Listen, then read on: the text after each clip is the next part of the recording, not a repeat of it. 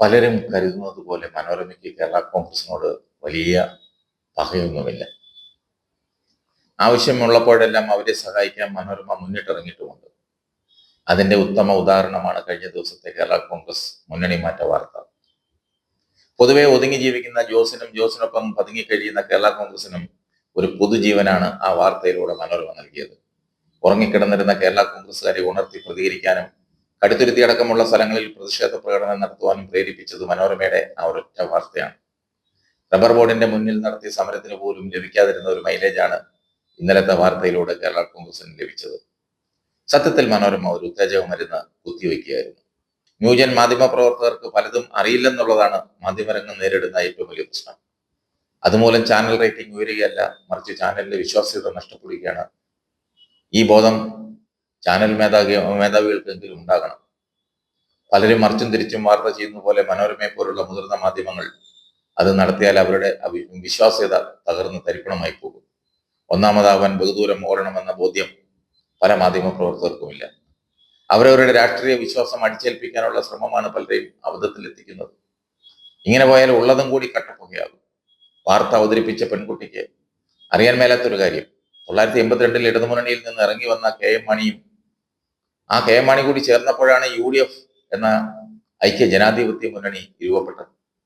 അതുവരെ അതിന്റെ പേര് ജനാധിപത്യ മുന്നണി എന്ന് മാത്രമായിരുന്നു. 1979 ഇടത് ജനാധിപത്യ മുന്നണി രൂപീകരിച്ചപ്പോൾ അതിന്റെ നിയമസഭാ കക്ഷി നേതാവ് കെ എം മാണിയായിരുന്നു എന്ന കാര്യം മനോരമയുടെ ലേഖിക ഒന്ന് അറിഞ്ഞിരിക്കുന്നത് നല്ലതാണ്. പക്ഷേ കെ കരുണാകരനും ഗവർണറും തമ്മിലുള്ള കൂട്ടുകെട്ടിന്റെ ഫലമായി കെ എം മാണിയെ മന്ത്രിസഭ രൂപീകരിക്കാൻ വിളിച്ചില്ല. നിയമസഭ പിരിച്ചുവിട്ട് തെരഞ്ഞെടുപ്പിനെ നേരിടേണ്ടി വന്നു വീണ്ടും. എന്നിട്ടും കോൺഗ്രസിന് ഭരണം കിട്ടിയില്ലെന്നുള്ളത് ചരിത്രം. എന്ന് വെച്ചാൽ ഇരു മുന്നണികളുടെയും സ്ഥാപക നേതാക്കളിൽ മുഖ്യനായിരുന്നു കെ എം മാണി. ചെങ്ങന്നൂർ ഉപതെരഞ്ഞെടുപ്പ് സമയത്ത് കോൺഗ്രസിലെ പ്രധാനപ്പെട്ട നേതാക്കന്മാരെല്ലാം കൂടി കെ എം മാണിയുടെ വീട്ടിലേക്ക് എത്തി വീണ്ടും UDFിനോട് ചേർത്ത് പിടിക്കുകയായിരുന്നു എന്നുള്ളതും ഓർമ്മ വേണം. ഇതൊന്നും അറിയാതെയാണ് പുതുതലമുറ പത്രപ്രവർത്തകർ ചരിത്രവുമായി ഇറങ്ങിയിരിക്കുന്നത്. ഇതെല്ലാം ബാധിക്കുന്നത് മുഖ്യധാരയിലെ മാധ്യമങ്ങളെയും. മുൻകാലങ്ങളിലെ പോലെ ഇവർക്ക് വ്യക്തമായ കോച്ചിങ്ങുകൾ കൊടുക്കണം.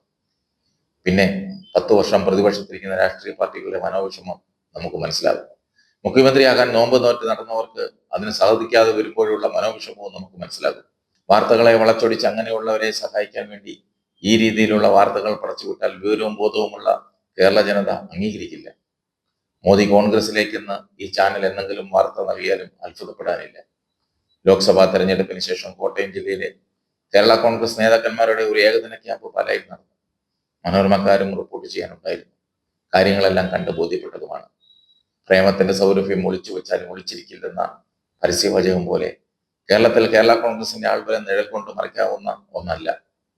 കഴിഞ്ഞ ദിവസം പാലായിൽ നടന്ന പാർട്ടിയുടെ ഏകദിന ക്യാമ്പിലെ ഒരു ചർച്ചാ വിഷയം കേരള കോൺഗ്രസ് പാർട്ടിക്കെതിരെ സ്ഥിരമായി വ്യാജ വാർത്ത സൃഷ്ടിക്കുന്ന മാധ്യമങ്ങളെ ബഹിഷ്കരിക്കണമെന്നുള്ളതായിരുന്നു.